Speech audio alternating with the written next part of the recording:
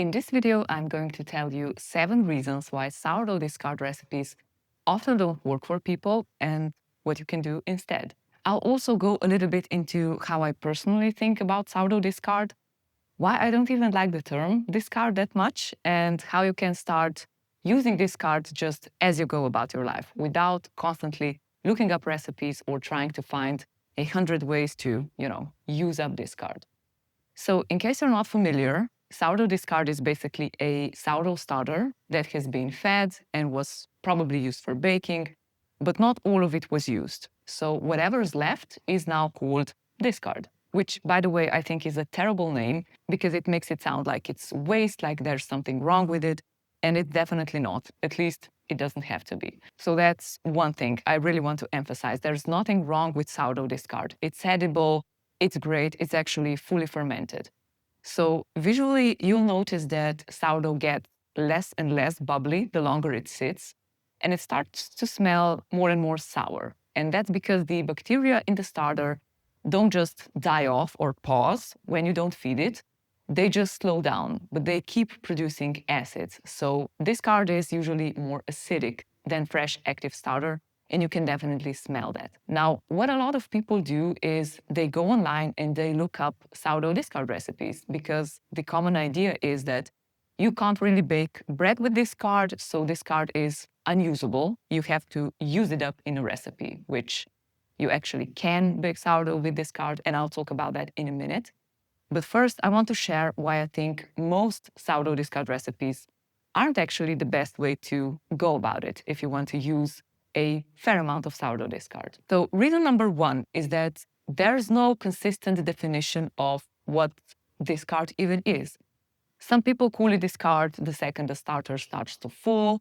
Others don't consider it discard until it's been sitting in the fridge or even on the counter for days. But the difference between a just past its peak starter and one that's been flat and cold for a week is huge, especially in, let's say, sweet bakes like pancakes or banana bread, where you don't necessarily want a strong sourdough flavor to go with them. Reason number 2 is that the longer discards sit, the more the bacteria break down the gluten, and that affects the texture of the final bake. So something like, again, banana bread might not be as spongy or structured. And yes, baking powder, baking soda, they do help, but the final bake will still depend on the gluten structure. And the older the discard is, the weaker the gluten structure will be. Just a side note, I think I'll refer to sourdough banana bread a lot in this video because it's a great example to show you the point I'm trying to make with each of those reasons. And then my tips, what to do instead afterwards. Reason number 3 is that most sourdough discard recipes don't actually use much discard. They may use half a cup, maybe there's a cup in there, but if you have a big jar to use up, that's really not going to be enough. You'd have to bake a lot to get through it, and that's just not practical. We won't be baking banana bread every day, probably. Reason number 4 is that some bakes are just better without discard. I hate to say it, but take banana bread example again. Most discard recipes replace some of the liquid in the banana bread with discard, which is just flour and water. But many traditional banana bread recipes use milk, yogurt, melted butter, eggs, and replacing those with just water from your discard makes the final result a lot less rich, less flavorful, and just not as good. And in my opinion, oftentimes don't worth it. Reason number 5 is that discard consistency varies, especially if you're not measuring when you feed your starter. Most recipe developers do measure because they're testing the recipe, but if your discard is thicker or thinner than theirs, your batter may be way off.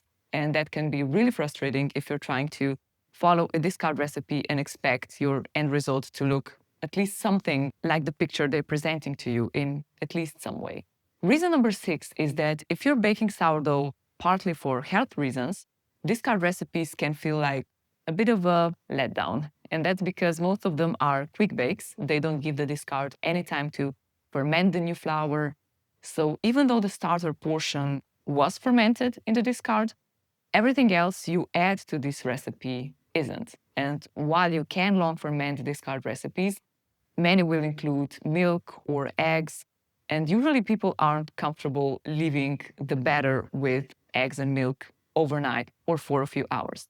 Personally, I don't mind, but I'm not comfortable giving that advice on the internet where it's very important that, I don't say anything too controversial. I can just say I'm comfortable with it. I have never had problems with it, but definitely do what you're comfortable with. The number 7 is that you'll have a hard time finding the exact recipe you want that also uses sourdough discard. Most of us have our own preferred banana bread or pancake recipe, maybe even one that's passed down from your mom or your grandma. And it's unlikely that someone has created the discard version of that exact recipe. Maybe you prefer some coconut flour in your banana bread. I don't know. So you end up compromising either way or just wasting time trying to recreate that recipe to kind of fit your idea of what sourdough banana bread recipe you want to bake. So what can you do? What can you do instead of just looking for sourdough discard recipes online? I found ways to use up discard constantly without stress and without it piling up. And it's just part of my kitchen routine now, and it's much, much easier to do it that way. And the few tips I would give to kind of achieve that freedom is that number 1, don't draw a hard line between starter and discard. Your starter doesn't suddenly become a different ingredient when it starts to fall. It's just a bit less active and a bit more sour. So I'll still use slightly older starter in bread, especially if it's been in the fridge for only a day or two and it still looks and smells fairly good. One small note I would make is that if you're baking with starter that's a couple of days old, just be prepared to give your dough a little extra rise time. So maybe that's an hour, maybe that's more.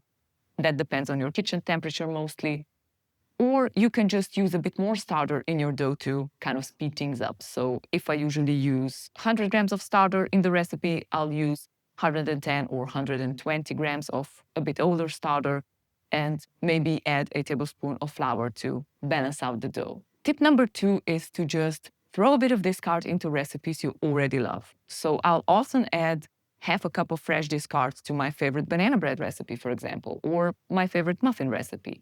I don't really adjust anything else. As long as the discard is under a week old and not too sour, it really works just fine. Maybe the result is 5% less perfect, but for me, it's worth it. It's worth the mental effort. It's worth no extra planning, no Googling. It's just easy. Tip number 3 is that you slowly develop your own go-to sourdough discard recipe. So as you experiment, you'll figure out what works for your discard consistency and your family's tastes. Eventually, you'll have your own reliable list of what you like to make with it. And that's so much more useful than trying to fit someone else's recipe into your routine just because you need to use up some sourdough discard. Now, you might be wondering, what can I do with really sour discard? Because up until now, I was kind of always referring to fresher discard. So discard that's been in the fridge for only a couple of days.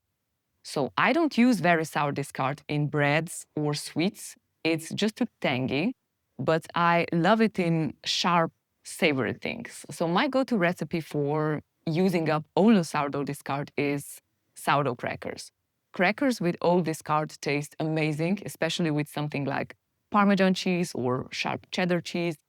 That sourness, I think, works in your favor there. It actually deepens the flavor and makes everything more savory.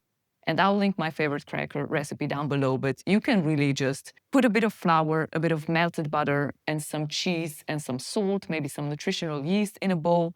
Mix that up, get the desired consistency to kind of roll out really thin, and you have your sourdough crackers. Another thing that's really important is don't be afraid to use sourdough discard on its own. So that way you'll get all the fermentation benefits. It's super practical because you don't actually need to measure anything. And one of my favorite ways is to simply make sourdough discard pizza crust. And by that, I mean just heat up a cast iron skillet, pour a bit of olive oil in, then pour in the discard, spread it out, let it crisp up, and it will pop right out of the pan after a few minutes. and then you top it with some pizza toppings and finish it like a pizza in the oven. It's really simple, straightforward, and uses a ton of discard. You can also use sourdough discard as batter or on its own. So if you have some meat that you want to fry batter style, so for example, like chicken tenders, you can just dip them straight into discard and fry them. I think it works beautifully. It adds a lot of flavor. And again, it uses a lot of discard without measuring, without adding anything, without too much mental work. Maybe just one last tip. You can use sourdough discard to thicken sauces and stews, as it turns out. So instead of flour, you just stir in the discard into a bit of hot broth and then mix it well until that's smooth and then add it back into your pot. And it thickens the broth, the stew, the sauces, just like flour. And by the way, I can't take credit for this tip. I actually saw a random reel on Instagram, but I tested it, it works, so I feel comfortable recommending that here. If you'd like to hear more real-life everyday sourdough advice like this, I also have a sourdough course coming up any day now after this video goes live. So if you'd like to be notified when it's ready, I'll just put a link down below where you can join the waitlist. And the reason I'm putting this course together is because so many of you have told me that you really just want something simple. You know, you have a child on your hip, you have dinner going, and you just want to incorporate sourdough in your kitchen flow. You don't need another complicated thing. So it's a course that's named Everyday Sourdough because it's something that would teach you how to bake sourdough every day, how to put quality bread on the table for your family. And that's it, without overcomplicating anything. So check out the link in the description if that sounds like something you would be interested. And of course, if you like this video, please give it a thumbs up, hit the subscribe button, and I hope to see you next Friday. Bye.